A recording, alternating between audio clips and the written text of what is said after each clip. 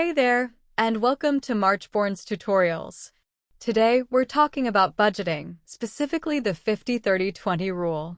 Whether you're a Google Sheets fan or an Excel enthusiast, this tutorial is for you because it works on both. Now, what's cool about this tutorial is that the budgeting spreadsheet we're using isn't rigid. It's like a flexible friend that lets you choose your budget ratios. If you're into the usual 50-30-20 split or have a different idea, no worries. We'll show you how to set it up based on what fits your money goals. First things first, if you come across a message saying the spreadsheet is protected, don't worry. You can't edit it, and that's okay. Just click on OK and you're good to go. Start with month selection. Double-click the cell and select the first day of a month for which you want to budget for. So here I am budgeting for March 2024, so I will select 1st of March, 2024 from the calendar. This sheet is super flexible. It accepts all currencies. Just choose your currency by entering it here. I am in US, so I am entering dollar currency, but if you are in different country, you enter your currency here. This is the budget rule breakdown table. This is default budget rule, which is 50-30-20 rule. Simply here you enter your desired ratios for needs, wants, and savings. For example, let me write 60-20-20 here. Just keep in mind that whatever ratios you choose, they should add up to a total of 100%. Your budget. This is budget rule summary table. Here you can analyze your income and your spending on needs, wants, and savings. Compare your budgeted figures against the actual amounts, and you'll see the difference. It's a handy tool to keep tabs on whether you've spent over or under your budget. This section is your financial summary section for the month. Here you can track actual income earned, total expense, bills, debts payment, and left to spend amount for the month. Now, let's head down to the sheet. Here is the financial summary table, your go-to for tracking income, expenses, bills, debts, savings, and investments. Compare your budgeted amounts with the actuals and see the difference. This way, you can quickly spot whether you've spent over or under your budget in each of these broad categories. You can enter rollover amounts for budget and actual figures here if you have any, but if not, just leave it blank. Starting with the income summary table, let's list income categories out. For example, we'll have salary. You can also break it down by paychecks like paycheck 1, paycheck 2, and so on, dividend income, and side hustle. Feel free to add up to 18 income categories. Now, for each category, double-click the cell next to payday and select the date. Then, enter the budgeted amount. For instance, if you're expecting $5,000 as salary, $500 as dividends, and $300 from your side hustle this month, just plug in those numbers. This way, you're building a clear picture of your expected income. Absolutely. Let's move on to the expense summary section. Here are some common categories to get you started: grocery, dining out, travel or transit, medical, pets, gifts, entertainment, and feel free to add more. You can include up to 30 expense categories in total. Having a detailed list helps you categorize your spending accurately. Now, you can start planning and budgeting for each of these categories to stay on top of your expenses.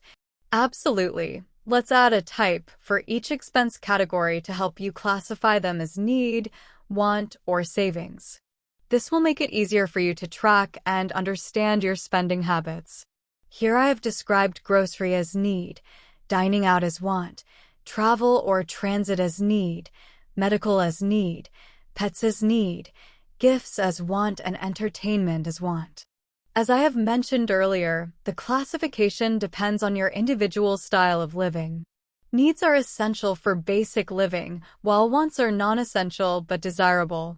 Feel free to adjust these classifications according to your lifestyle and priorities. This personalized approach to budgeting ensures that your financial plan reflects your values and goals. Ready to fine-tune your budget?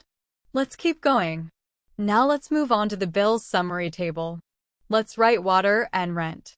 Feel free to include any other bills that you have, such as electricity, internet, insurance, or any other regular monthly payments. You can add up to 13 bills categories here. Let's add the due date and type for each bill category. Simply double-click the cell under Due Date and select the date when the bill is due. For each bill category, click on the cell under Type and you'll see a drop-down menu. From there, select the appropriate category, whether it's a need, want, or falls under savings. Add budgeted amount for each category. So let's move to Debt Summary Table. Write all your debts or amount borrowed from here.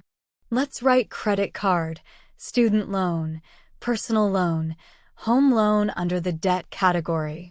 Each debt category, double-click the cell under Due Date to select the due date. Then, choose the appropriate category type, need or want, from the drop-down menu. Lastly, input the budgeted monthly amount you plan to pay towards each debt. You can add up to 13 debt categories. Lastly, add savings and investment summary tables.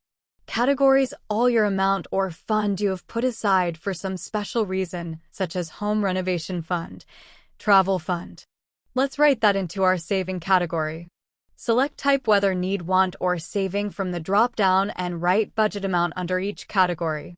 Let's write investment category like mutual fund, Microsoft stock, life insurance, and write savings as category and budget amount for each category.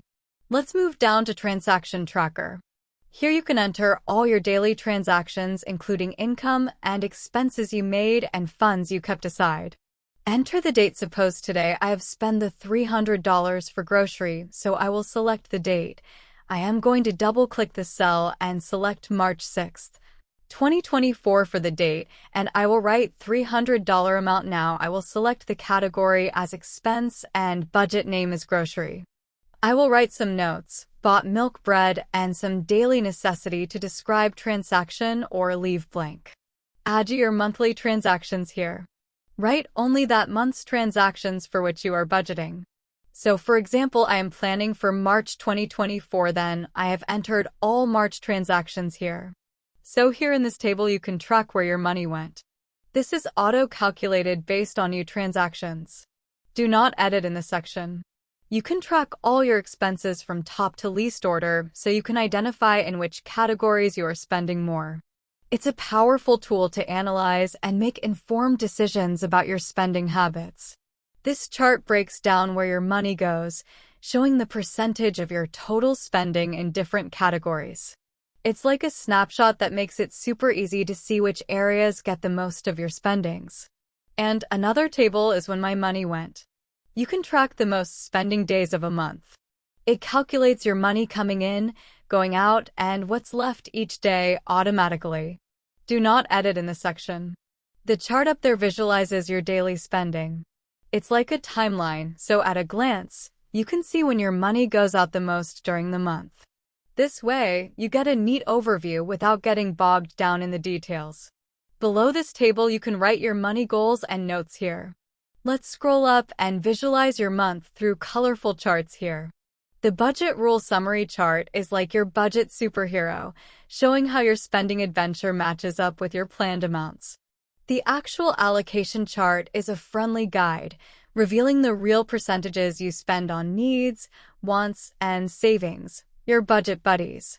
In the financial summary chart, your money gets a spotlight, comparing what you plan to spend with the actual journey your dollars took. The spending overview chart is like a cheerful map, helping you see the playful percentages in each spending category. The balance overview keeps tabs on your daily financial roller coaster, while the last income breakdown chart revealing where your money happily comes in from and how it goes into different categories. Fantastic! Let's head over to the calendar tab. Set the start day of your whether Sunday or Monday.